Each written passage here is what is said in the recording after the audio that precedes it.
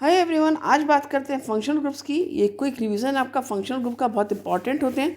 Basically functional groups क्या होते हैं? फंक्शनल ग्रुप्स जो होते हैं आपके, वो होते हैं वो सारे के सारे हेट्रो एटम्स। ठीक है, हेट्रो एटम्स जो कि डिसाइड करते हैं, which decide the properties of compound, which decide the properties of compound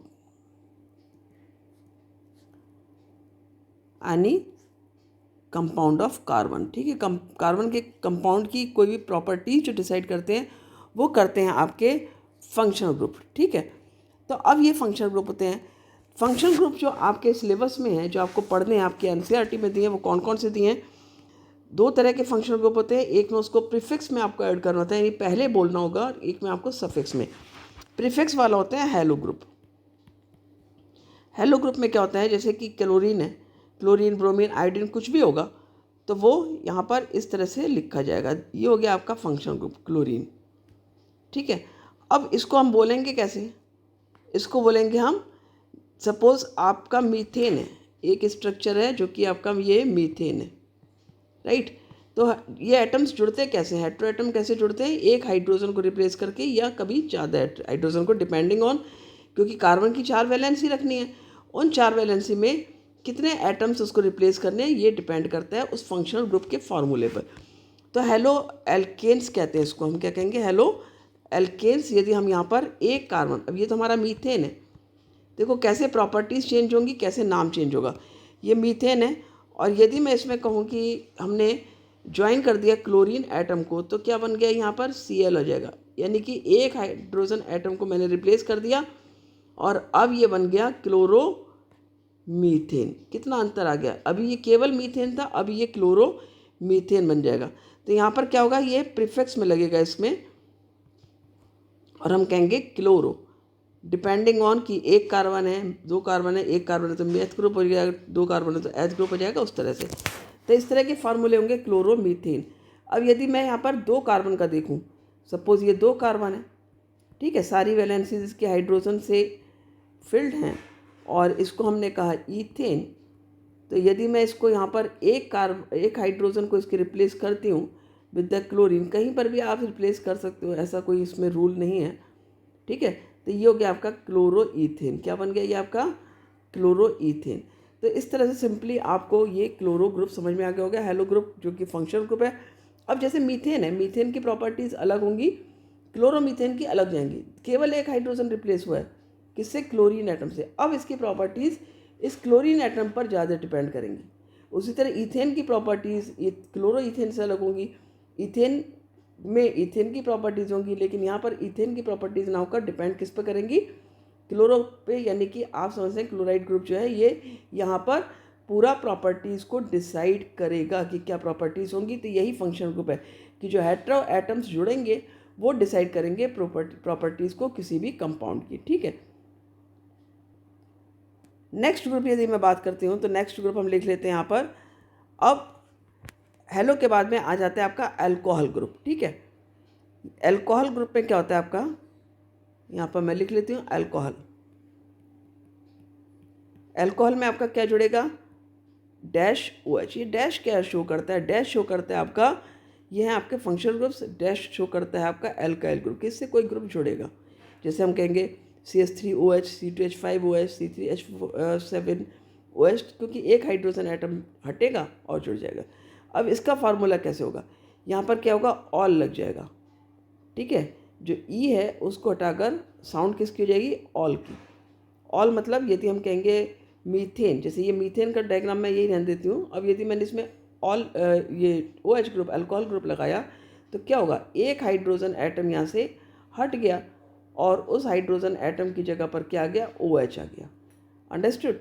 तो यहाँ पर जो ये OH एटम आ गया, ये अब ये अल्कोहल ग्रुप डिसाइड करेगा। यहाँ पर ये अल्कोहल ग्रुप डिसाइड करेगा कि इसकी प्रॉपर्टीज़ क्या होंगी। इसकी भी प्रॉपर्टीज़ आपके मीथेन से बिल्कुल अलग होंगी। ठीक है, लेकिन किस पे डिपेंड करेंगी? अब OH पर। OH क्या आपका फंक्शनल ग्रुप है। तो फंक्शनल ग्रुप कहा ही क्यों गया है? क्योंकि फंक्शनल ग्रुप ही डिसाइड करेगा उस कंपाउंड की पर्टिकुलर प्रॉपर्टीज़ को। अब इसको हम नेम कैसे करेंगे? इसको हम बोलेंगे मिथेनॉल। क्या बोला हमने? मिथेनॉल। मीथेन में ई हटा है और ई की जगह ऑल आ जाएगा किसकी जगह पर, ई रिप्लेसेस वाई ऑल, ठीक है, ई रिप्लेस हो जाएगा ऑल से यहाँ पर, किसमें, अल्कोहल ग्रुप में। आया समझ में, क्लियर हो गया होगा, बिल्कुल अच्छे से क्लियर हो गया।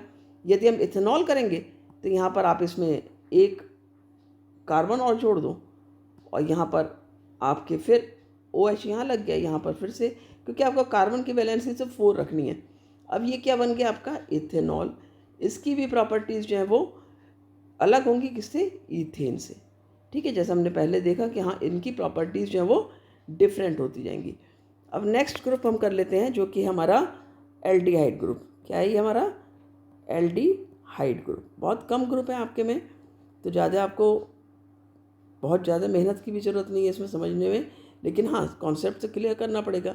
और ठीक है, सही बात है, बच्चों के लिए चूँकि पहली बार है तो थोड़ा डिफ़िकल्ट लग रहा होगा, ठीक है। अब यहाँ पर क्या हमने ये डैश लगाया, डैश अगेन शो करेगा आपका कि कोई ग्रुप यहाँ पर जुड़ा है, कोई कंपाउंड यहाँ पर जुड़ा है, एल्काइल ग्रुप जुड़ा हुआ है, ठीक है। और एक सी आ गया यहाँ पर, एक तरफ हमारा डबल बॉन्ड ओ आ जाएगा, एक तरफ हमारा एच आ जाएगा। इसको हम ऐसे भी लिख सकते हैं और इसको हम ऐसे भी लिख सकते हैं, सी एच ओ, ठीक है, इसको हम ऐसे भी लिख सकते हैं और हम इसको सी एच ओ ऐसे सिंपली भी लिख सकते हैं। क्लियर, समझ में आ गया। तो हम इस तरह से दोनों तरह से इसको लिख सकते हैं। अब इसमें क्या है, जैसे हमारा ई रिप्लेसेस बाय ऑल था यहाँ पर ई रिप्लेसेस बाय किससे, अल, यहाँ पर क्या जाएगा, अल, जैसे मिथेनल, इथेनल, प्रोपेनल ऐसे बोलेंगे हम यहाँ पर। और यहाँ पर अब सी एच ओ कैसे लगेगा, अब देखो मीथेन तो होता है आपका एक कार्बन ऑलरेडी है, एक कार्बन का मतलब मैथ ग्रुप है, लेकिन यहाँ पर हम यदि बात करते हैं तो इस एल्डिहाइड ग्रुप में ऑलरेडी एक कार्बन है, तो क्या हमें एक और कार्बन ऐड करना पड़ेगा इसमें, नहीं। हम क्या करेंगे, इसी कार्बन के साथ में हम इस एल्डिहाइड ग्रुप को लगाएंगे, ठीक है। तो हमने लिया ये कार्बन और ये ओ और ये एच, अब यहाँ पर केवल एक एच बचा है, वो हमने यहाँ पर फिट कर दिया। तो ये हमारा यदि मीथेन था तो ये हमारा क्या है, मिथेनल, क्या बन गया हमारा ये, मिथेनल। अब तुमने देखा यहाँ पर क्या हुआ है, जो मीथेन है और मिथेनल है, क्या अंतर है यहाँ पर, ये जो, क्योंकि यहाँ पर देखो सी तो ऑलरेडी है जो एल्डिहाइड ग्रुप है उसमें, और ये 3 एच एटम है, तो चूँकि डबल बॉन्ड है ओ में, इसलिए हमने 2 एच एटम इसके लिए रिप्लेस किए, एक एटम रिप्लेस कर दिया जो कि ऑलरेडी एल्डिहाइड ग्रुप में है, तो यहाँ से हटा करके एल्डिहाइड ग्रुप वाला हो गया। तो एक तरह से आप कह सकते हैं 2 एच एटम आ गए यहाँ पर और एक ओ आ गया। इसको हम ऐसे भी लिख सकते हैं HCHO, इस तरह भी इसको आप लिख सकते हो, ये भी फार्मूला इस तरह से लिख सकते हैं हम।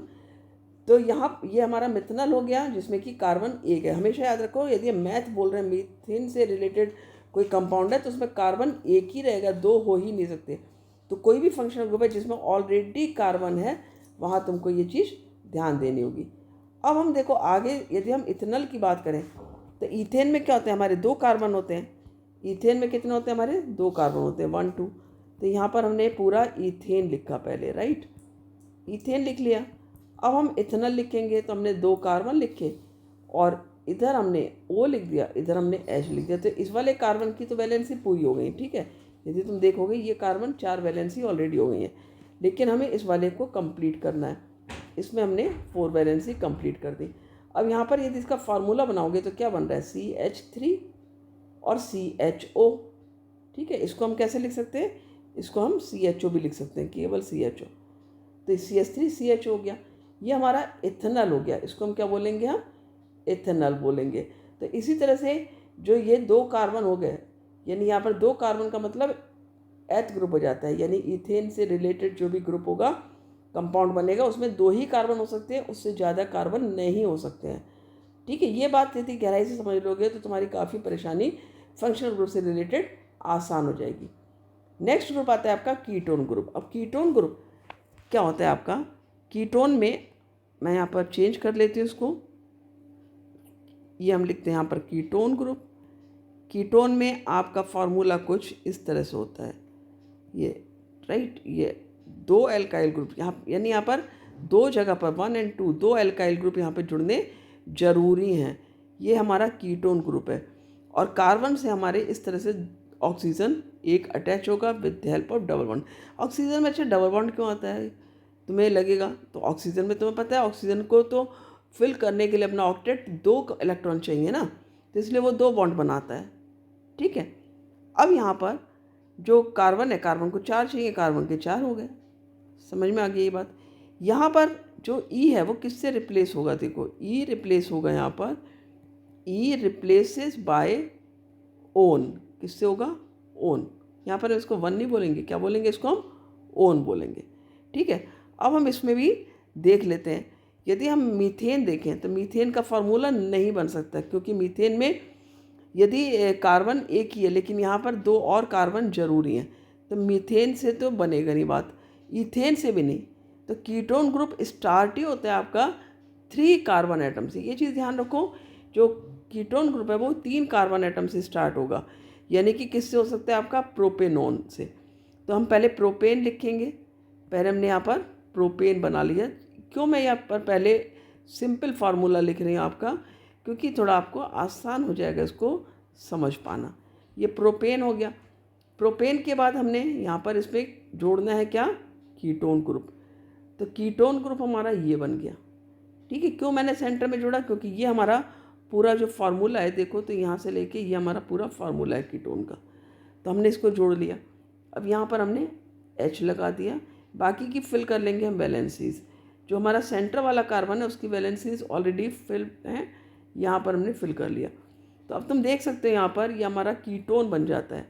तो कीटोन बन गया, ये हमारा प्रोपेन था, प्रोपेन सिंपल। ये हमारा क्या बन गया, प्रोपेनॉन। क्या बना ये हमारा, प्रोपेनॉन। जो ई था वो किससे रिप्लेस हो गया, ओन से। इसी तरह यदि हम 4 कार्बन लेंगे तो ब्यूटेनॉन बन जाएगा। तो लेकिन ये जो है वो बीच वाले कार्बन से ही अटैच होगा। बीच से मतलब यदि 4 कार्बन है तो दोनों साइड के फर्स्ट छोड़ करके, जो चाहे आप लेफ्ट साइड में चाहे राइट में भी, पहला कार्बन आपको छोड़ना होगा, क्योंकि जो कीटोन ग्रुप है उसमें 2 साइड में ज़रूरी है कि 2 कार्बन जुड़े हों। राइट, समझ में आ गई होगी ये बात। तो हमारा इस तरह से हमारा ओन ग्रुप यानी कि कीटोन ग्रुप हमारा यहाँ पर कंप्लीट हो जाता है, जिसमें हमारा ओन ऐड होता है रादर देन ई। ब्यूटेनॉन बन जाएगा। यदि हम 5 कार्बन की बात करेंगे तो पेंटेनॉन हो जाएगा, 6 की बात करेंगे हेक्सेनॉन हो जाएगा। अब आता है आपका कार्बोक्सिलिक ग्रुप, कार्बोक्सिलिक एसिड।